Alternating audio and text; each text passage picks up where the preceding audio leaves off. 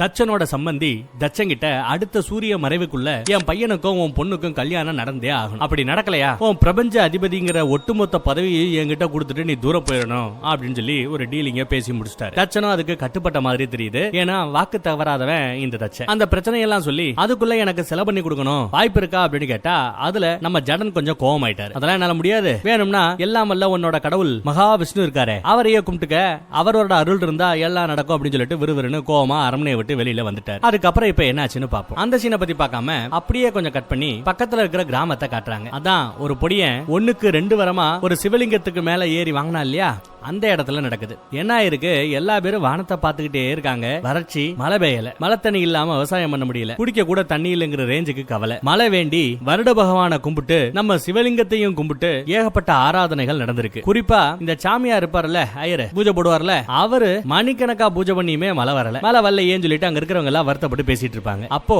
அங்க இருந்து நம்ம பொடிய நம்ம மாப்பிள்ள இருக்காப்ல அவர் சொல்றாரு, அதெல்லாம் ஒண்ணும் பிரச்சனை இல்ல, நான் எல்லாம் அந்த சிவன் கிட்ட கேக்குறேன், கண்டிப்பா எனக்காக அவர் மழை தருவார் அப்படின்னு முழு நம்பிக்கையோட கடவுளை கும்பிட ஆரம்பிக்கிறான். அதை பார்த்த ஐயருக்கு செம காண்டாகுதுங்க. யாருவன் சாதாரண பொடிய இவன் கும்பிட்டா மழை வந்துருமா? நான் எவ்வளவு பெரிய தவஸ்ரீ, எவ்வளவு கஷ்டப்பட்டு எத்தனை வருஷங்கள் நான் தவம் பண்ணி இருக்கிறேன், நானே கும்பிட்டு வராத மழை இந்த பொடியை கேட்டதும் வந்துட போதா அப்படின்னு அங்க இருக்கிற மக்கள் கிட்ட ஏக வசனம் பேசிக்கிட்டு இருக்காரு. அதுக்குள்ள அந்த பொடியன் சிவலிங்கத்தை பார்த்து, எனக்காக என் கிராமத்து மக்களுக்காக கொஞ்சம் மழை கொடுத்தீங்கன்னா நல்லா இருக்கணும் சாமி, மழை கொடுங்க மழை கொடுங்க மழை கொடுங்கன்னு விடாம வேண்டிக்கிட்டே இருக்கான். அவனோட வேண்டுதல்ல நம்ம சிவன் இந்த பக்கம் அரண்மனையை விட்டு கோமா வெளியில வந்தார்ல, வந்தவர் அப்படியே ரைத்து போய் அவன் கேட்டது என்ன, மலை. மலைக்கு முன்னாடி என்ன வரைக்கும் நல்லா காத்தடிக்கும், ஜிலு ஜிலுன்னு அடிக்கும், அதுக்கப்புறம் தான் மழை பெய்ய ஆரம்பிக்கும். அப்படியே கண்களை மூடி அவனோட பக்தியில இவர் மூழ்கி அவன் கேட்டதை கிடைக்கும்படி செய்து கொண்டிருக்கிறார். அந்த கிராமத்துல காத்து நல்லா வீசும் போது இங்கேயும் காத்து நல்லா வீசுது. சொல்ல போனா லைட்டா ஒரு சூறாவளி காத்து மாதிரி வீசுது. எருக்க இருக்கிறவங்க தெரியாத ரேஞ்சுக்கு காத்து வீசுது. சரி, அதுல எருக்க நடந்து வந்துகிட்டு இருக்காங்க. எருக்க நம்ம ஜடன் இருக்கிறதா அவங்களுக்கு தெரியல. அடுத்த கொஞ்ச நேரத்துல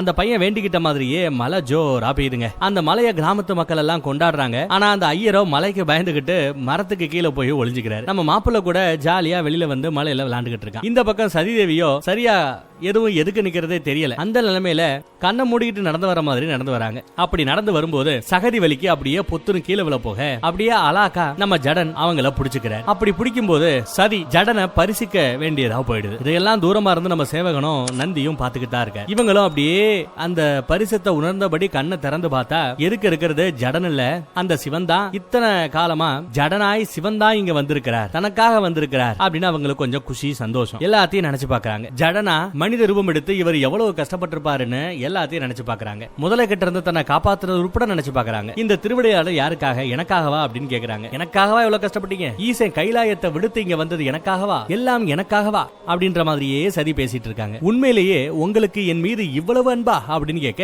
அதுக்கு நம்ம சிவன் அளப்பெரிய அன்பு உண்டு அப்படின்னு சொல்றாரு. ஆனா என்னோட அன்பு இந்த முழுமையான சிருஷ்டிக்கும் உண்டு அப்படின்னு சொல்றாரு. இருக்கட்டும், ஆனா உங்கள் மீதான எனது அன்போ உங்களின் மீதான எனது உரிமையோ இந்த சிருஷ்டியை விட அதிகமல்லவா அப்படின்னு சதி கேட்கிறாங்க. இல்லை, உனக்கும் சரி இந்த சிருஷ்டிக்கும் சரி சிவன் மீது சரிபாதி உரிமை உண்டு அப்படின்னு சொல்றாரு. அப்பதான் அவங்களுக்கு ஒண்ணு ஞாபகம் வருதுங்க. கொஞ்ச நாளைக்கு முன்னாடி தச்சங்கிட்ட எனக்கு பூரண நம்பிக்கை உண்டு, சதிக்காக நான் ஒரு அருமையான ஒரு சிற்பத்தை வடிக்க போறேன். அது இதுவரைக்கும் நான் பண்ண சிற்பக்கலைகளிலேயே மிகச்சிறந்த சிற்பக்கலையா இருக்கும். அதன் மூலமா கல்யாண மாப்பிள்ளையோட முகமும் சரியாகும் அப்படின்னு சொன்னார் இல்லையா, அது நம்ம சதிக்கு ஞாபகம் வருது. ஓ, இப்ப எனக்கு தெரிஞ்சு போச்சு எதுக்காக நீங்க வந்திருக்கீங்கன்னு புரிஞ்சு போச்சு.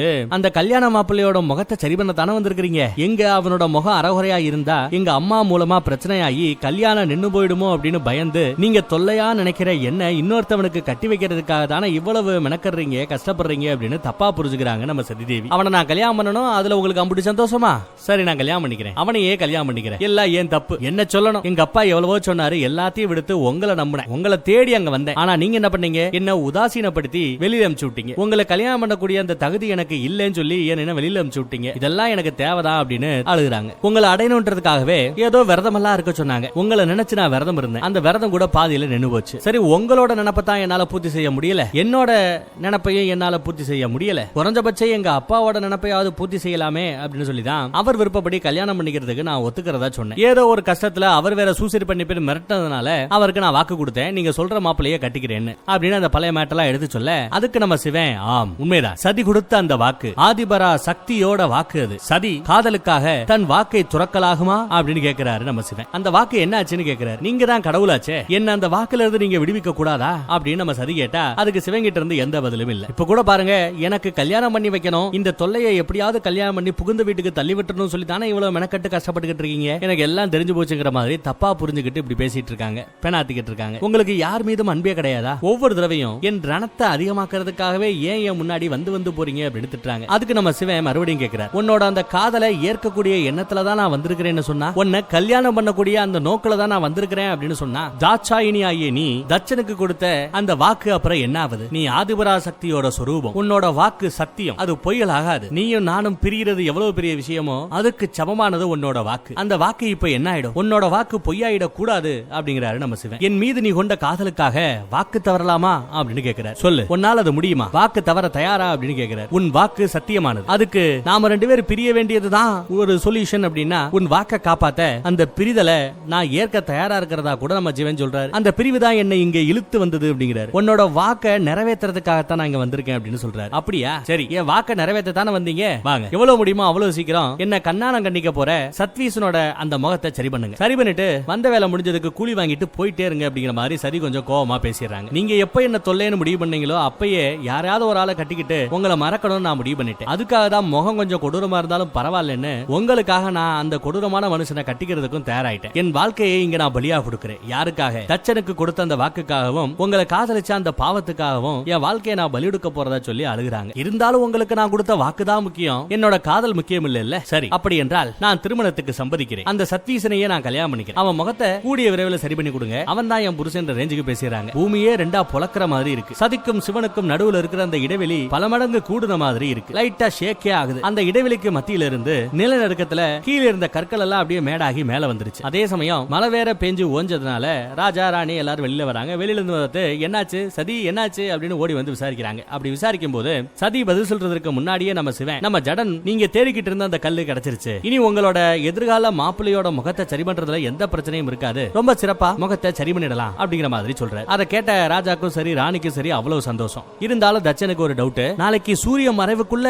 சிலையை செஞ்சிட முடியுமா, என் மாப்பிள்ளையோட முகத்தை சரி பண்ணிட முடியுமா அப்படின்னு டவுட்ல கேட்க, அது எல்லாம் என் கையில இல்ல, உங்க பொண்ணோட கையில தான் இருக்கு. இன்னைக்கு ராத்திரி அவங்க என் கூட இருக்கிறது அவசியம். அவங்க கற்பனையில தன்னோட வருங்கால கணவனை நினைச்சு அப்படியே என் முன்னாடி நிக்கணும். அவங்க நினப்புல இருக்கிற அந்த உருவத்தை நான் அப்படியே செதுக்கணும். எல்லாம் எவ்வளவு முடியுமோ அவ்வளவு வேகமா நான் செஞ்சு பிடிக்கிறேன் அப்படின்னு சொல்ல தச்சனுக்கு ரொம்ப சந்தோஷங்க. அதை கேட்ட அம்மாகாரிக்கு அம்புட்டு சந்தோஷம். நான் கூட உங்களை தப்பா நினைச்சிட்டேன், என் பொண்ணை வளைச்சு போட்டுருவீங்களா நினைச்சேன், ஆனா பரவாயில்ல, என் புருஷனோட மானத்தை காப்பாத்துறதுக்காகவும் அதிகாரத்தை காப்பாத்துறதுக்காகவும் என் பொண்ணோட கல்யாணத்துக்காகவும் நீங்க இவ்வளவு மெனக்கறத பார்த்தது எனக்கு ரொம்ப சந்தோஷம். நான் உங்களை தப்பா நினைச்சதுக்கு என்ன மன்னிச்சுக்கங்கன்னு மன்னிப்பு கேட்கிற ரேஞ்சுக்கு மேட்டர் போயிடுச்சு. அப்புறம் இன்னைக்கு ராத்திரி சிலைய செதுக்க ஆரம்பிக்கிறதுக்கு முன்னாடி இந்த கல்லை வச்சு ஏதோ ஒரு அபிஷேகம் ஆராதனை எல்லாம் செய்யணுமா. அதுவும் யார் செய்யணும்? நம்ம சதி செய்யணுமா. ஏன்னா சதி பயங்கர அதிர்ஷ்டக்காரி. அவ பிறந்ததுக்கு அப்புறம் தான் எல்லா விதமான சுகபோகங்களும் இவங்களுக்கு கிடைச்சிச்சா. சோ சௌபாக்கியபதியான இவங்க கையால ஒரு பூஜை பண்ணி அந்த கல்லை ரெடி பண்ணா அந்த கல்லு பிற்காலத்துல உடையாது அப்படின்னு ஒரு ஐதீகம். அதுக்காக தான் அப்பாவே இவங்க கைப்பட ஒரு பூஜை செய்யணும், பூஜை செஞ்சு கல்லை ஒப்படைக்கிறதா சொல்றாரு. அந்த பக்கம் பார்த்தா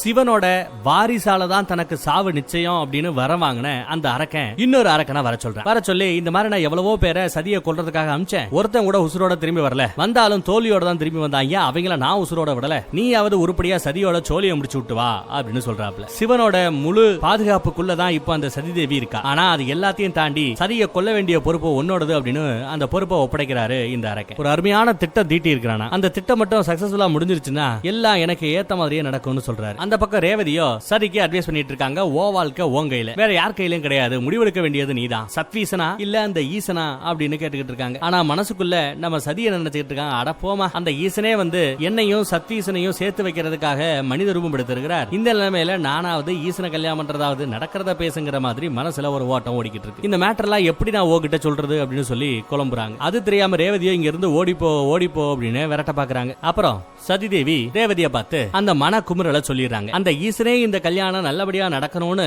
இறங்கி வேலை செய்யும் போது நம்மளால என்ன செய்ய முடியும்? இங்க நடக்கிற அத்தனை விஷயமே இந்த கல்யாணம் எந்த பிரச்சனையும் இல்லாம நல்லபடியா முடியறதுக்காக நடந்து கொண்டு இருக்கிறது. ஈசனுக்கு விருப்பம் இல்லாதப்ப நம்மளால என்ன செய்ய முடியுங்கிற மாதிரி சொல்லி வருத்தப்பட்டு அழுதுகிட்டு இருக்காங்க. பின்னாடியே அம்மா வந்துடுறாங்க. கல்யாணத்துக்கு லேட் ஆயிடுச்சு, சட்டுப்பட்டு கிளம்பு, குளி, ட்ரெஸ் மாத்து அப்படி இப்படின்னு ஆர்டர் கொடுத்துட்டு போறாங்க. ஏன் கவலையா இருக்க? புகுந்த வீட்டுக்கு போறது பொண்ணா பிறந்த எல்லா பேருக்கும் ஒரு நாள் கண்டிப்பா செய்ய வேண்டிய ஒரு விஷயம். நீ ஒண்ணு கல்யாணம் பண்ணி அங்கேயே போய் உன்னோட முழு ஆழ்காலத்தையும் ஸ்பெண்ட் பண்ண போறது இல்ல. வீட்டோட மாப்பிள்ளையா தானே அந்த பையன் இங்க தங்க போறார். அதுவும் முகம் இப்ப அசிங்கமா இருக்கு, கொஞ்ச நாள்ல அழகாயிட போகுது. அதுக்கப்புறம் என்ன கவலைங்கிற மாதிரி நல்லபடியா பேசி பொண்ணை கூட்டிட்டு வராங்க, அழைச்சிட்டு வராங்க. இப்ப அழைச்சிட்டு வர்றது பொண்ணு மாப்பிள்ளை சந்திப்புக்காக அல்ல, இவங்களோட கையால அந்த கல்லுக்கு செய்ய வேண்டிய அபிஷேகங்கள் எல்லாம் நல்லபடியா செஞ்சு முடிக்கணும். அப்படி செஞ்சு முடிச்சாதான் இவங்களோட அதிர்ஷ்டத்துல அந்த கல்லு உடையாம நல்லபடியா செதுக்கி சிலையாகும். அதற்கான பூஜைகள் நடக்குது. பூஜை எல்லாம் முடிஞ்சதுக்கு பிறகு நம்ம சேவகன் பூஜை எல்லாம் முடிஞ்சிருச்சு, சதியை தவிர மீதி எல்லாரும் இங்க இருந்து போங்க போங்கப்பா போங்க அப்படின்னு சொல்லி எல்லாரையும் வெளியே அனுப்பிக்கிறார். சதியும் சிவனும் மட்டும் இப்ப தனியா இருக்காங்க. ஜடனும் அந்த சிலையை செதுக்க ஆரம்பிச்சிட்டாரு. அப்ப நம்ம சதி ஒரு கேள்வி கேட்கிறாங்க. இப்ப நான் பாத்துக்கிட்டு இருக்கிறது